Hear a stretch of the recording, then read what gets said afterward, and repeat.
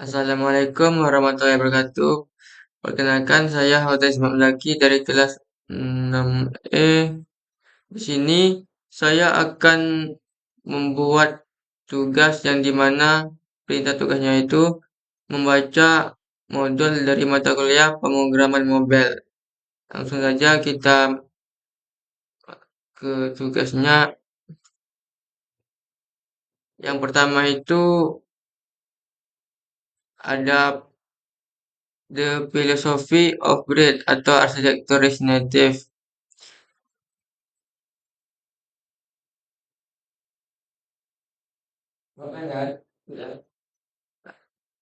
Native vs atau hybrid vs cross platform atau di Battle Royale. Dalam dunia pengembangan aplikasi mobile, kita sering dihadapkan pada dilema klasik yang mirip dengan memilih konsol gaming. Apakah kita harus setia pada satu platform eksklusif atau mencari solusi yang bisa dimainkan di mana saja? Pengembangan natif adalah pendekatan puris di mana kita menulis kode khusus untuk setiap sistem operasi, yaitu Swift atau Objective-C untuk iOS dan Kotlin, atau Java untuk Android. Pendekatan ini memberikan performa yang sangat maksimal karena kode berinteraksi langsung dengan hardware tanpa perantara. Ibarat bermain game PC dengan spesifikasi Sultan yang dioptimalkan penuh. Namun, kelemahannya sangat jelas dan menyakitkan bagi dompet serta waktu, yaitu kita harus membangun dua aplikasi terpisah dengan dua tim developer yang berbeda. Bayangkan jika sebuah startup harus mengaji dua divisi engineering hanya untuk meluncurkan satu produk yang sama. Tentu ini adalah mimpi buruk bagi efisiensi anggaran. Selain itu, sinkronisasi fitur antara versi Android dan iOS seringkali menjadi masalah logistik yang rumit karena perbedaan kecepatan pengembangan di kedua tim tersebut. Di sisi lain spektrum, kita mengenal pendekatan hybrid yang pada dasarnya adalah penipuan. Visual yang cukup cerdik namun seringkali mengecewakan dari segi performa.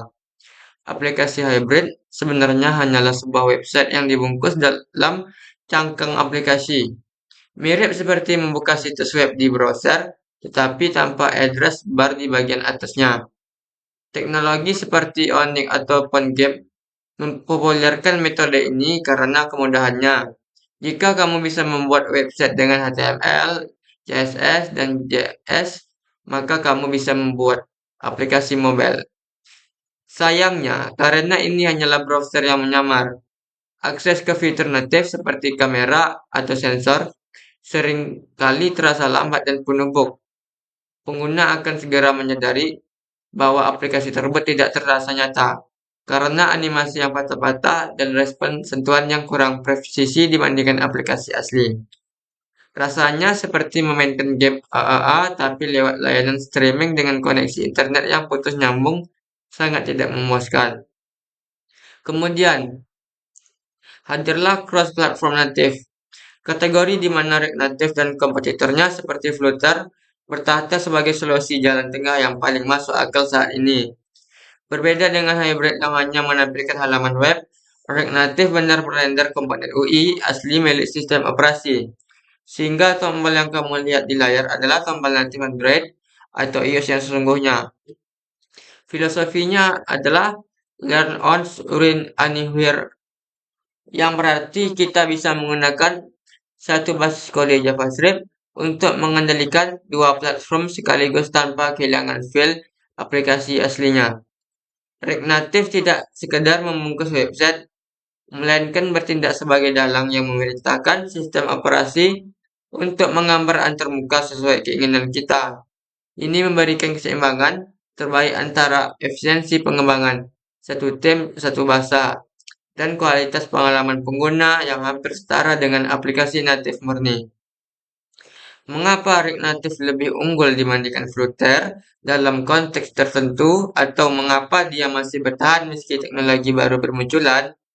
Jawabannya itu terletak pada ekosistem JavaScript yang sudah menjadi bahasa pemrograman paling populer di dunia, yang artinya kolam talenta developernya sangat luas dan melimpah. Jika kamu sudah menguasai rig untuk web, transisi ke rig native terasa sangat natural karena pola pikir komponen dan manajemen datanya hampir identik. Selain itu, raksasa selain itu, raksasa teknologi seperti Meta Facebook, Microsoft, dan Shopify ber- berinvestasi besar-besaran untuk menjaga teknologi ini tetap relevan dan performan komunitas. Yang besar juga berarti jika kamu mau menemui error yang aneh, kemungkinan besar sudah ada orang lain yang menyelesaikannya dan memposting solusinya di Stack Overflow atau GitHub. Ini adalah faktor survival yang penting bagi teknologi open source agar tidak mati di telan zaman. Namun, kita harus jujur bahwa pendekatan cross platform ini bukanlah sihir yang sempurna tanpa celah sama sekali, melainkan sebuah seni kompromi teknik. Ada kalanya kita tetap perlu menulis sedikit kode natif untuk fitur yang sangat spesifik atau membutuhkan performa ekstrem, seperti pemrosesan audio real-time atau grafis 3D tingkat tinggi. React Native memungkinkan kita mencampur kode JavaScript dengan modul natif, sebuah konsep memberikan fleksibilitas luar biasa yang jika kita mentok dengan keterbatasan JavaScript, jadi meskipun kita mengandalkan JavaScript untuk 95% logika bisnis dan UI, kita masih memiliki pintu darurat untuk mengakses kekuatan penuh perangkat. Jika diperlukan pemahaman tentang trade-off, inilah yang membedakan seorang senior engineer yang bijak dengan junior yang hanya fanatik pada satu alat. Kesimpulannya, memilih arsitektur bukanlah tentang mencari mana yang terbaik secara absolut yang melainkan yang paling tepat untuk konteks proyek dan sumber daya yang kita miliki. Untuk mahasiswa atau founder startup yang ingin memvalidasi ide secepat mungkin ke pasar Android dan iOS sekaligus, React Native adalah senjata pamungkas yang paling efisien. Kita bisa bergerak cepat melakukan iterasi desain dengan insan dan tetap memberikan produk yang terasa premium di tangan pengguna. Di babak selanjutnya, kita akan membongkar bagaimana React Native bisa melakukan sihir ini di balik layar. Persiapan diri kalian karena kita akan masuk ke dalam mesin penggerak utamanya. Yang kedua ada Under the Hot Bridge atau Thread dan JSE. Untuk memahami bagaimana React Native bekerja, kita perlu membayangkan sebuah komunikasi yang terjadi antara dunia yang terpisah total. Dunia JavaScript, tempat kita menulis logika, dan native, tempat API bekerja. Secara default, kedua dunia ini tidak saling mengerti bahasa atau sama lain. JavaScript tidak paham apa itu OIV di iOS dan Android. Tidak sepeduli apa itu arrow function di JS. Di dalam arsitektur lama React Native, solusi untuk masalah ini adalah sebuah mekanisme yang disebut the bridge atau jembatan. Bayangkan bridge ini sebagai seorang penerjemah yang sibuk berlari bolak-balik mengantarkan pesan antara dua orang yang tidak bisa saling bicara. Setiap kali kita ingin mengubah warna latar belakang di aplikasi, JavaScript harus menulis pesan, membungkusnya, dan mengirimkannya lewat jembatan ke sisi native. Proses pengiriman pesan ini menggunakan format yang disebut JSON serialization yang secara teknis mirip dengan mengubah objek kompleks menjadi teks panjang agar bisa dikirimkan ketika pesan JSON sampai di sisi native. Pesan tersebut harus dibongkar, dibaca, dan kemudian perintahnya dieksekusi oleh sistem operasi untuk memperbarui layar. Proses bungkusnya dan bongkar-membongkar ini memakan waktu dan sumber daya komputasi yang tidak sedikit jika dilakukan jutaan kali per detik. Inilah yang sering menjadi penyebab utama aplikasi React Native zaman dulu terasa lag atau patah-patah saat melakukan animasi kompleks atau scroll cepat. Jembatannya macet karena terlalu buruk. Terlalu banyak truk data yang mencoba dilewat di waktu yang bersamaan, menciptakan kemacetan lalu lintas digital.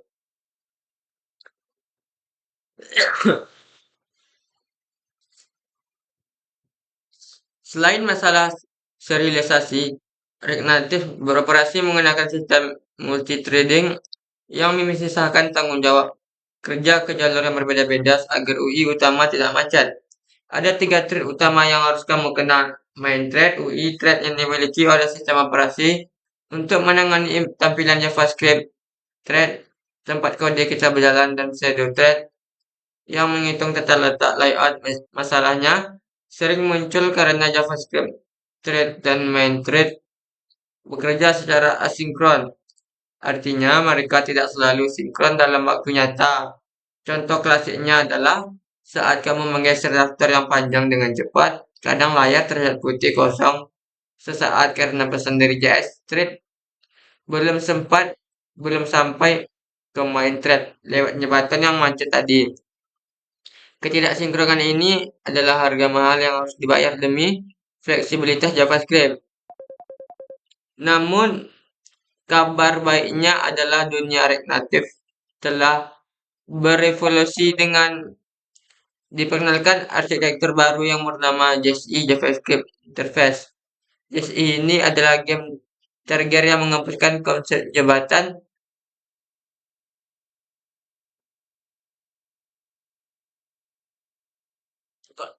jabatan lambat tadi dan menggantikannya dengan komunikasi langsung. Dengan JSI, kode JavaScript kita bisa memegang referensi langsung ke objek C++,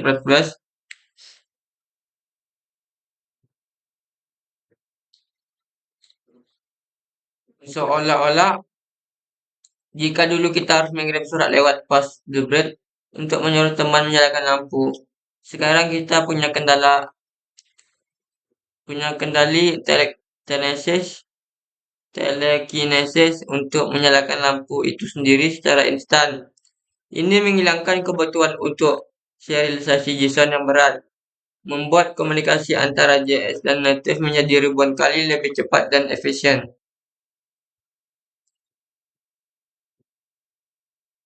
Bersama JSI hadir juga konsep Fabric dan turbo modules yang semakin memperkuat fondasi performa React Native modern. Fabric memungkinkan UI untuk dirender secara sinkron jika diperlukan memprioritaskan interaksi pengguna di atas tugas-tugas lain yang penting, sehingga masalah blank space saat scrolling bisa diminimalisir. Turbo modules memungkinkan aplikasi untuk membuat modul natif hanya saat dibutuhkan saja, bukan membuat semuanya awal yang membuat aplikasi lambat terbuka. Dengan arsitektur baru ini, batas performa aplikasi React Native dan aplikasi native murni menjadi semakin tipis, bahkan nyaris tidak dibedakan oleh mata telanjang. Sebagai developer zaman now, memahami penggeseran dari Bridge ke JS ini penting agar kita tahu mengapa kode kita bisa berjalan begitu mulus. Meskipun detail teknis tentang C++ dan trading ini terdengar mengintimidasi, kalian tidak perlu menulis kode C++ secara manual. Untuk menikmati kelebihannya, komunitas dan tim inti React Native telah membungkus kerumitan ini di balik API yang rapi, sehingga kita tetap bisa menulis JavaScript yang bersih dan elegan. Poin pentingnya adalah memahami bahwa di balik kemudahan view dan teks yang kita tulis ada orkestrasi rumit yang terjadi pada memastikan performa tidak terjaga. Pengetahuan editorial ini akan berguna saat kalian harus melakukan debugging masalah performa di aplikasi skala besar nanti. Jangan hanya jadi coder yang mengetik, jadilah engineer yang paham mesin apa yang sedang kalian kendarai.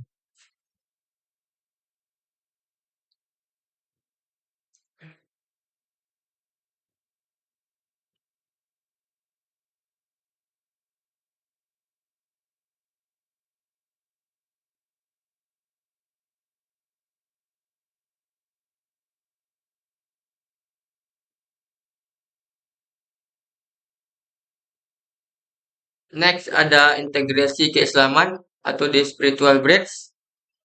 Dalam mempelajari arsitektur React Native, kita menemukan bahwa inti kekuatannya terletak pada kemampuan menghubungkan dua dunia yang berbeda agar dapat bekerja sama menciptakan sesuatu yang bermanfaat. Konsep teknologi ini sebenarnya memiliki resonansi yang kuat dengan nilai-nilai Islam. Yang pertama, saling mengenal.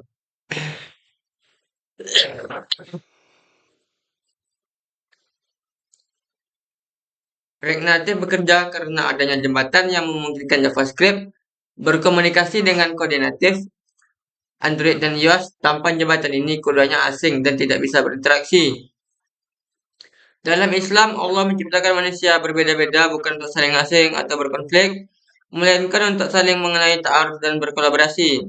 Hai manusia, sesungguhnya kami menciptakan kamu dari seorang laki-laki dan seorang perempuan, dan menjadikan kamu berbangsa-bangsa dan bersuku-suku, supaya kamu saling kenal mengenal. Quran Surat Al-Hujurat ayat 13. Sama seperti React Native yang mendamaikan suku JavaScript dan suku JavaScript, untuk membangun aplikasi hebat, seorang Muslim developer harus menjadi jembatan yang menghubungkan berbagai potensi umat untuk kebaikan, bukan menjadi pemecah belah dalam masyarakat. Yang kedua ada larangan mubazir. Salah satu alasan utama kita memilih React Native adalah efisiensi. Kita tidak perlu membuang waktu dan biaya untuk menulis dua kode yang sama. Kita menghemat sumber daya resource. Islam sangat membenci kesia-siaan membazir. Efisiensi waktu dan tenaga adalah bentuk syukur atas nikmat umur yang diberikan Allah. Dan janganlah kamu mengambur-amburkan hartamu secara boros. Sesungguhnya pemboros-boros itu adalah saudara-saudara syaitan. Quran Surah Al-Isra ayat 26 sampai 27. Dalam konteks coding, memiliki teknologi yang tepat seperti React Native untuk startup yang butuh cepat adalah bentuk pengamalan ayat ini. Kita tidak memboroskan umur untuk hal yang diselesaikan dengan lebih cerdas. Yang ketiga itu profesionalisme. Di bagian persiapan lingkungan kerja, kita belajar bahwa persiapan yang buruk akan menghasilkan error yang tak berujung. Persiapan yang matang adalah kunci kesuksesan aplikasi. Rasulullah Shallallahu Alaihi Wasallam mengajarkan konsep itu yaitu melakukan pekerjaan dengan seprofesional dan serapi mungkin. Sesungguhnya Allah mencintai orang yang kita melakukan suatu pekerjaan dilakukan dengan iktokan tepat, terarah, jelas, dan tuntas. Haji riwayat Tabrani.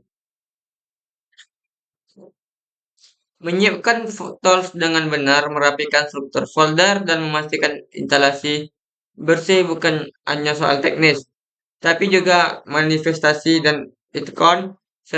Orang muslim tidak bekerja asal-asalan.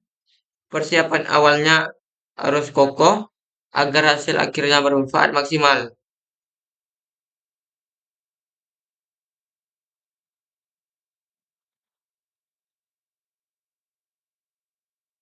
Rangkumannya baca, Gus. Iya, rangkuman.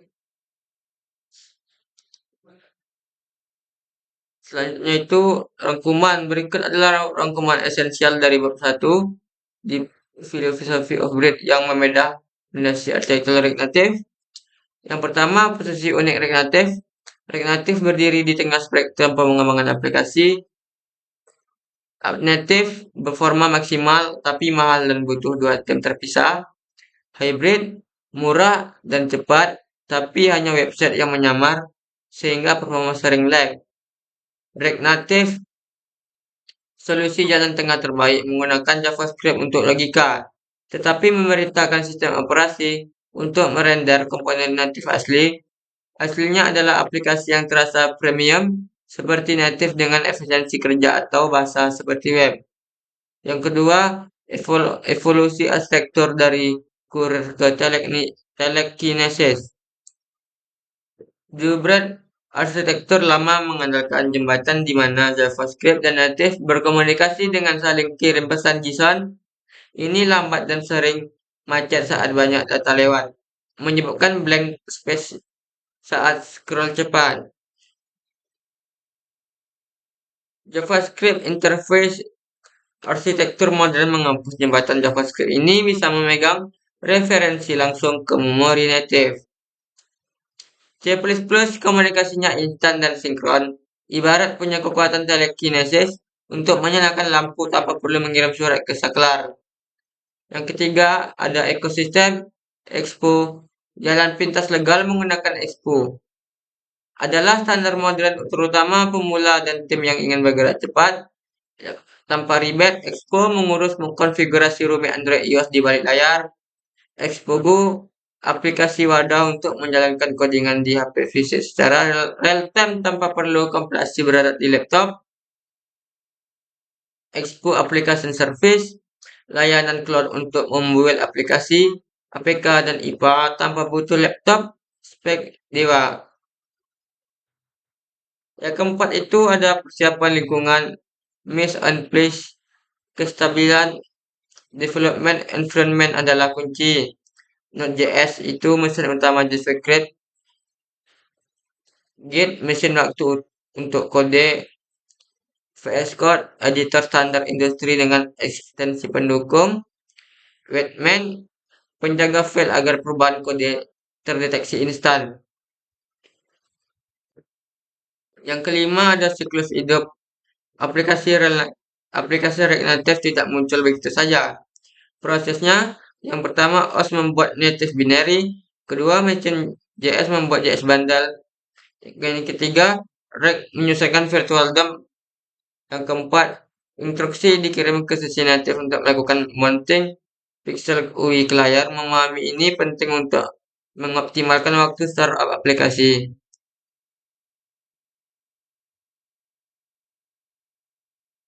Sekian tugas dari saya, lebih dan kurang saya mohon maaf. Saya akhiri dengan wabillahi taufiq wal hidayah. Assalamualaikum warahmatullahi wabarakatuh.